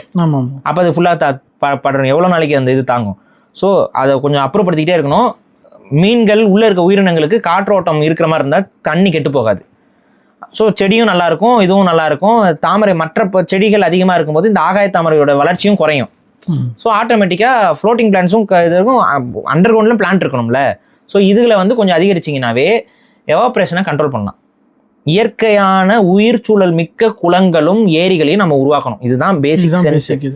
உயிர் சூழல் இருக்கணும். வெறும் மண்ணை தோண்டி தண்ணியை ஊற்றிட்டே அங்கே பாருங்கள் சேரோட கலந்து தண்ணி நிற்கிதுன்னா அது வந்து அது இயற்கை அல்ல. உயிர் சூழலான குளம் இருக்கணும். அப்போ தான் அது கிறிஸ்டல் கிளியர் வாட்டரில் இருக்கும். அதில் தான் அமோனியா கம்மியாக இருக்கும். அந்த தண்ணி எடுத்து நீங்கள் குடிச்சிங்கனாலும் சாக மாட்டீங்க. இப்போ நீங்கள் தமிழ்நாட்டில் தேங்கி இருக்க தண்ணி எடுத்து குடிங்க, என்ன ஆவீங்க? அது சாக்கடை தண்ணி மாதிரி. அப்புறம் அது குடிச்சோன்னா அவ்வளோதான், டயரியா தான். அப்போ உயிர் சூழல் உள்ள நீர்நிலைகளை உருவாக்கணும். அதுக்கு கொஞ்சம் காலம் எடுக்கும். ஆனால் அதை நம்ம உருவாக்குறது தான் லாங் டேர்மில் நம்ம நீரேரி, அதாவது நிலத்தடி நீரை வந்து அதிகரிக்கும். இப்போ இந்த இடத்துல ஏரி இருக்குன்னா ஏரியில் தண்ணி இருக்கிறது மட்டும் கணக்கில் வைக்கக்கூடாது. ஏரியில தண்ணி நிக்குதுன்னா அதுக்கு ஈக்குவலா எல்லார் வீட்டு கிணத்துலயும் தண்ணி நிற்கும். இப்போ புரியுதா? ஏரியில ஒரு இடத்துல தண்ணி தேங்கி நிக்குதுன்னா அதுக்கு ஈக்குவலா அந்த ஊர்ல இருக்க எல்லாருடைய கிணறுலையும் தண்ணி நிற்கும். ஸோ நிலத்தடி நீரை வந்து அது பெரிய அளவு ஃபியூயல் பண்ணும். ஸோ அதை மனசுல வச்சுக்கோங்க. ஸோ ஏரிகள் இது எல்லாத்தையும் தூர்வாரி உயிர் சூழலையும் உருவாக்கி அந்த உயிர் சூழலோட அந்த ஏரியை நீங்க பாதுகாத்தீங்க அப்படின்னா அதுக்கு நம்ம நாட்டு குளங்கள்ல இருக்கக்கூடிய இயற்கையான செடிகள் என்னென்ன வகைகள், அந்த வகைகள் எல்லாத்தையும் கொண்டு போய் நட்டு அந்த ஏரிக்கரை ஓரங்கள் இருக்கக்கூடிய மரங்கள், செடிகள், புல் வகைகள் என்ன அவைகளையும் ஆய்வு செஞ்சு அது எல்லாத்தையும் கரெக்டாக ஒரு இயற்கை சூழலோட ஒவ்வொரு கிராமத்தையும் நீங்கள் உருவாக்கணும். இது கிராம மக்களுக்கும் பங்கு உண்டு. அந்த இடத்துல ஒரு கோயில் இருக்கும், அந்த குளத்தையும் நல்லா நீட்டாக வச்சுக்கிட்டிங்கன்னா கோயில் குளம்லாம் பார்க்கறதுக்கு அழகாக இருக்கும், டூரிசமும் நல்லா இருக்கும். குமாப்பட்டியிலேருந்து ஒருத்தர் வந்து இவ்வளோ டெவலப் ஆகி வந்து இன்னைக்கு வந்து ஒரு பொண்ணோட சுற்றிட்டு இருக்க வேண்டிய அவசியம் இல்லை அவருக்கு. அவர் அந்த குமாப்பட்டியிலே ஜாலியாக நீந்திட்டு இருந்திருப்பாரு. புரியுதா? ஸோ இதுதான் விஷயம். அப்போ இந்த மாதிரி இயற்கை சூழலை மெயின்டைன் பண்ணுற மாதிரி பாதுகாக்கிறது ஒன்று, நீர்நிலைகளை பாதுகாக்கிறது. இதை நீங்கள் பண்ணிங்கன்னா நீர் பற்றாக்குறையை தமிழ்நாட்டில் பெரிய அளவு குறைக்கலாம், குடிநீர் பற்றாக்குறையை பெரிய அளவு குறைக்கலாம். அது போக எப்படி இருந்தாலும் நமக்கு நதிநீர் உரிமை இதிலெல்லாம் வந்து ஒரு அரசாங்கம் என்ன செயல்படணுமோ அதை நீங்கள் செஞ்சு தான் ஆகணும். கொடுக்க மாட்டேன்னு சொல்லி கர்நாடக துணை முதல்வர் பேசுகிறாருன்னா கட்டாயம் எங்களுக்கு கொடுத்தாகணும்னு சொல்லி தமிழக முதலமைச்சர் இன்னும் பேசலை. சரி, அதுக்கு நீங்கள் கண்டன அறிக்கைகள் இதெல்லாம் விடலைனாலும் கூட குறைஞ்சபட்சம் இந்த உங்கள் படத்தெல்லாம் இதில் இனிமேல் யோசிக்காதீங்க. கர்நாடகத்தில் நம்ம படத்தை பார்க்க மாட்டார்கள், நடிக்க போகிறது இல்லை. நீங்கள் இந்த வந்த படமும் ரிலீஸ் ஆயிடுச்சு, இதோட விட்டுருங்க. ஸோ அதை மனசில் எதுவும் வச்சுக்கிட்டு நீங்கள் போயிட்டு அங்கே எதுவும் சொல்லாமல் இருக்காதீங்க, நம்ம ஃபேன்ஸ் அங்கே பாதிக்கப்படுவாங்கலாம் நினைக்காதீங்க. இது தமிழ்நாட்டுடைய உரிமை பிரச்சனையாக பார்க்கப்படும். இது வரைக்கும் தெரிஞ்சோ தெரியாமலோ எல்லா திராவிட இயக்கங்களும் ஓரளவுக்கு அதை வந்து உரிமை பிரச்சனையாக தான் பார்த்துருக்காங்க. ஏடிஎம்கேயும் சரி டிஎம்கேயும் சரி இந்த நதிநீர் பிரச்சனையில் கொஞ்சம் கொஞ்சம் தவறுகள் அவங்களும் பண்ணியிருக்காங்க. ஆனால் ஓரளவு அது உரிமை பிரச்சனையாக தான் அவங்க எடுத்துகிட்டு போயிருக்காங்க. நீங்கள் வந்து எல்லாத்திற்கும் அப்படி இப்படின்னு சொல்லிட்டு உருட்டி விட்டுறாதீங்க.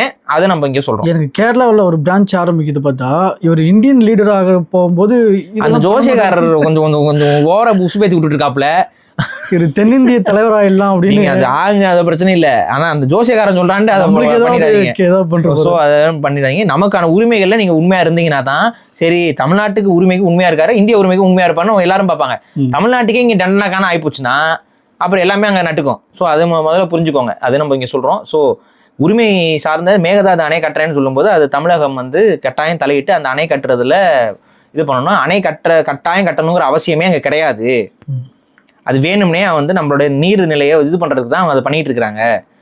ஸோ இதை பார்த்து தமிழ்நாட்டோடைய உரிமையை நிலைநாட்ட வேண்டிய முதலமைச்சராக நீங்கள் நிற்கணும். ஸோ நீர் பிரச்சனை மெயினாக, தண்ணி பிரச்சனை இந்த இப்போ இன்னும் கொஞ்சம் நாளில் வரும். அதனால கொஞ்சம் தண்ணீரை சிக்கனமாக பயன்படுத்த கற்றுக்கோங்க. நீரை வந்து யாரும் வேஸ்ட் பண்ணாதீங்க. உங்கள் வீட்டில் இருக்கக்கூடிய நீர்நிலைகளை, உங்கள் வீட்டில் இருக்க நீர்நிலைனா உங்களுடைய நிலத்தடி நீர் இது எல்லாத்தையும் கொஞ்சம் பத்திரமா பாதுகாத்துக்கிறோங்க. வீட்டில் ஒரு 2-3 மரங்கள் நட்டு வச்சிங்கன்னா இயற்கையான குளிர்ச்சி இருக்கும். ஸோ முடிஞ்ச வரைக்கும் இந்த அப்பார்ட்மெண்ட் லைஃப் ஸ்டைல் தான் எனக்கு ஒத்து வருதுன்னு சொல்லிட்டு சுற்றிக்கிட்டு அலையாதீங்க. தனி வீடுகள் இருக்குன்னா உங்கள் வீட்டை சுற்றி ஒரு 4-5 மரங்கள் இதெல்லாம் நட்டு வச்சிங்கன்னா முடிஞ்ச வரைக்கும் உங்களுக்கு வந்து ஈரப்பதம் வந்து வீட்டுக்கு உள்ள இருக்கும். ஸோ அந்த வெயில் வெப்பத்துலேருந்து நீங்கள் தப்பிக்கலாம். இது வந்து நம்ம செய்கிறது, அரசாங்கம் செய்கிறது. இன்னொன்று, வெட்டிட்டு இருந்தீங்க மரத்தை, எதுக்கு வெட்டுறீங்க? காந்தி பார்க்ல இதெல்லாம் எதுக்கு வெட்டிட்டு இருக்கீங்க மரங்கள்லாம்? நம்ம நீ பார்த்தோம்ல போகும்போது பார்த்தா காந்தி சமாதி இதுல எல்லாம் ஏன் மரங்கள்லாம் வெட்டுறீங்க என்னன்னே புரியல. எதுக்கு அவ்வளோ பழமையான மரங்களை வெட்டிட்டு இருக்குது தமிழக அரசு? என்னங்க பண்ண போறீங்க? அங்கே கொஞ்சம் தான் அங்கே மரம் இருந்துச்சு. இந்த அண்ணா யூனிவர்சிட்டி இந்த பாதையில் தான் ஐஐடி, இங்கே தான் கொஞ்சம் மரங்கள் இருக்குது. அங்கேயுமே மரத்தை ஏன் வெட்டிட்டு இருக்கீங்க அவ்வளோ? ஸோ இருக்கிற மரத்தைனாச்சும் காப்பாற்றுங்க. இல்லைன்னா எல்லாம் சிக்கி சின்ன அப்புறம் நிறைய மரத்தை வெட்டிருக்கீங்க. 100க்கும் மேற்பட்ட மரங்களை வெட்டியிருக்கீங்க. நாங்கள் பார்த்துட்டு வர வழியில் பார்த்தோம். அந்த அண்ணா பல்கலைக்கழகமும் அது பக்கத்தில் இருக்கக்கூடிய காந்தி மண்டபம் இது இங்கெல்லாம் வந்துட்டு முழுக்க மரங்களை வெட்டி வச்சிருக்கீங்க. அவ்வளோ மரங்கள் எல்லாமே வந்து எனக்கு தெரிஞ்சு ஒரு 30-40 வருஷத்துக்கு மேலே இருக்க பெரிய மரங்கள். எதுக்கு அங்கே வெட்டுறாங்க என்னன்னு நமக்கு தெரியல. இல்லை மெட்ரோ கிட்ரோ ஏதாவது பண்ணுறதுக்கு ஏதோ பண்ணுறீங்களா என்னன்னு தெரியல. பட் அங்கே மரங்களை வெட்டாதீங்க தயவு செஞ்சு. மரங்களை வெட்டுறதுக்கு பதிலாக மரங்களை ரீப்ளேஸ் பண்ணி வேற இடத்துலனாச்சும் நட்டு வைங்க. அதுக்கு டெக்னாலஜிலாம் வந்துருச்சு. மரத்தை தூக்கி கொண்டு போய் நடுறதுக்கலாம் அதனாச்சும் செய்யுங்க. ஒரு மரம் வளர்றதுக்கு எத்தனை வருஷம் ஆகுது? அதை போய்ட்டு அழகாக வெட்டி போட்டு திரும்ப நீங்கள் மரம் நட்டு எத்தனை வருஷம் வளர்ப்பீங்க? ஸோ மரத்தை வெட்டாதீங்க. சென்னைக்குள்ளேயும் வெட்டாதீங்க, வெளியிலையும் வெட்டாதீங்க. குறிப்பாக மக்கள் வந்து மரங்களை வெட்டாதீங்க. சும்மா இந்த எலக்ட்ரிக் கம்பெனி இந்த லைன் போகுது அது போகுதுன்னா கிளைகளை மட்டும் வெட்டுங்க. மரத்தை அடிமரத்தோடலாம் வெட்டுறதுக்குலாம் அதிகாரமே கிடையாது. இந்த வீட்டுக்காரன் சொல்றான் அந்த வீட்டுக்காரன் சொல்றான்னு வெட்டிட்டு இருக்காங்க. இது சட்டமாவே கொண்டு வரணும். நானே பார்த்துட்டேன், நிறைய இடங்கள்ல பார்த்துட்டேன். அந்த வீட்டுக்காரருக்கு வீட்டுக்குள்ள குப்பை உழுகுதான். கண்ணு முன்னாடி நம்ம பார்க்குற நிகழ்வுகள் இதெல்லாம். அதனால ஈபி அவங்ககிட்ட சொல்லி நீங்களே மரத்தை வெட்டிடுங்க. அடிமரத்தை வெட்டுறதுக்கு ஈபிக்கே ரைட்ஸ் கிடையாது. ஆனால் அவங்ககிட்ட காசை கொடுத்து அடிமரத்தோட வெட்டுங்கிறாங்க, அடிமரத்தோட வெட்டுறாங்க. இந்த அட்டூழியம்லாம் திமுக ஆட்சியில் நிறைய நடந்துச்சு. குறைஞ்சபட்சம் உங்கள் ஆட்சியில் இதெல்லாம் நடக்காம பார்த்துக்கோங்க. ஸோ இவ்வளோதான் நம்ம வந்து சொல்கிறோம். ஸோ மரங்களை தயவு செஞ்சு வெட்டாதீங்க. இனிமேல் நட்டு வச்சாலும் வளர்றதுக்குலாம் தண்ணி கிடைக்காது போல. நாங்கள் தண்ணி ஊற்றானே வளர்க்கணும், அதுக்கு தண்ணி வருமா வராதுன்னு தெரியல. அடிக்கிற வெயில செடியெல்லாம் சின்ன பிஞ்சுலாம் வளராது. ஸோ இருக்கிற மரங்களை பாதுகாக்கிறது நமக்கு ஒரு பெரிய தலையாய கடமை. ஸோ மரங்கள் வெட்டுறது இது எல்லாத்தையும் கொஞ்சம் தமிழக அரசும் கொஞ்சம் காலத்துக்கு அமுத்தி வைங்க. ஹீட் அதிகரிச்சிடும் ஊருக்குள்ள. அப்புறம் எல்லாரும் ஏசி போட ஆரம்பிப்பாங்க. ஆட்டோமேட்டிக்காக வந்து மின்சார தட்டுப்பாடு அது இதுன்னு நிறைய இன்க்ரீஸ் ஆகும். ஸோ இதை புரிஞ்சுக்கோங்க. ஸோ இது ஒரு இது. அடுத்து வெள்ள பெருக்குக்கு அபாயம் இருக்குது. அது நான் சொன்னது போல் அக்டோபர், நவம்பர், டிசம்பர் இந்த இதுக்கு இப்போ இருந்தே வேலைய ஆரம்பிச்சிங்கன்னா கரெக்டாக பண்ணிடலாம், கரெக்டாக இருக்கும், தப்பிச்சிடலாம். ஒன்றும் இல்லை, சென்னை பெருநகரங்களில் தான் வெள்ள அபாயம் அதிகமாக இருக்கும். மற்ற ஊர்களெல்லாம் வந்து பார்த்திங்கன்னா மழை பெஞ்சாலும் தண்ணி வடிஞ்சு போகிறதுக்கு ஏதாவது ஒரு வடிகால் இருக்கும். ஆனால் சென்னை மாதிரியான இடங்களில் தான் வடிகால் இல்லாதனால வெள்ளம் பெரிய வெள்ளமாக மாறுது, அடிச்சுக்கிட்டு போகுது.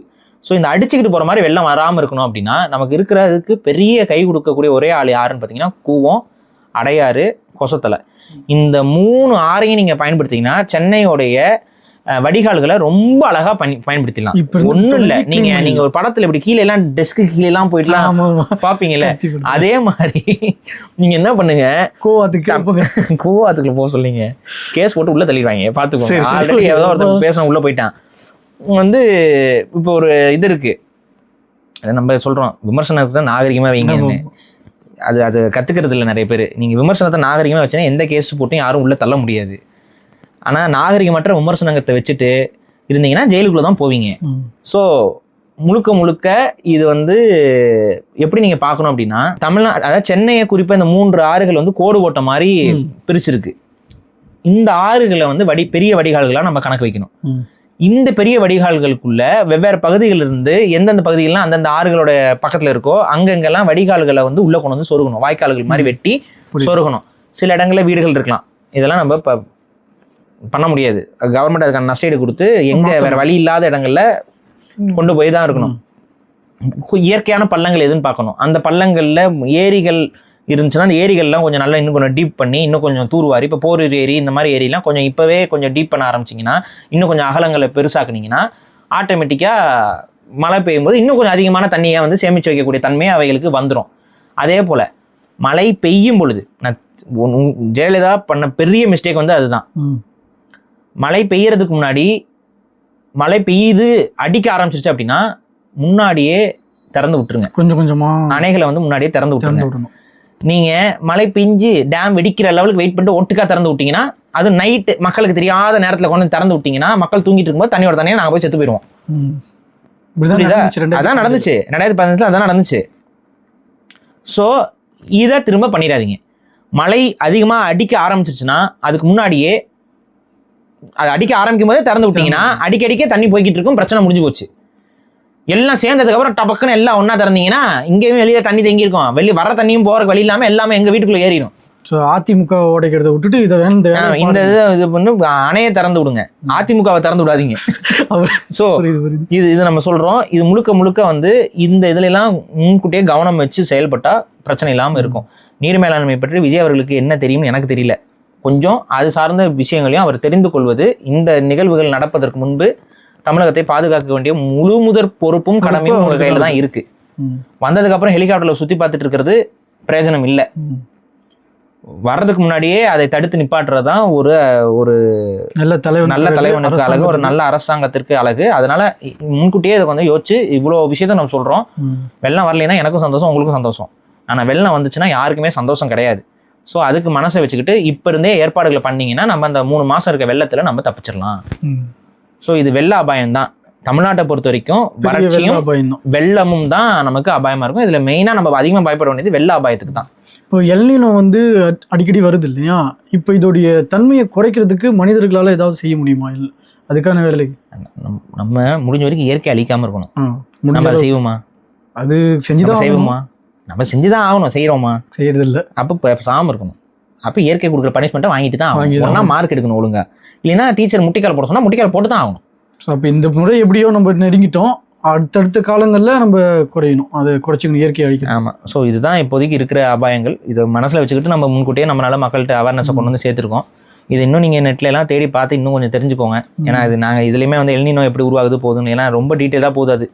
ஸோ அதெல்லாம் பேசினா இன்னும் ஒரு 1/2 மணி நேரம் எக்ஸ்ட்ரா ஆகும். ஸோ அதனால தான் அதை சொல்ல, ஓகே. தேவைப்பட்டால் நம்ம ஃபியூச்சரில் அதை பற்றி இன்னும் பேசுவோம். சரிங்கண்ணா, உங்கள் விழிப்புணர்வு மக்களுக்கு கண்டிப்பாக கொண்டு போய் சேரும், அவங்களும் புரிஞ்சுப்பாங்க. ரொம்ப நன்றி. நன்றி.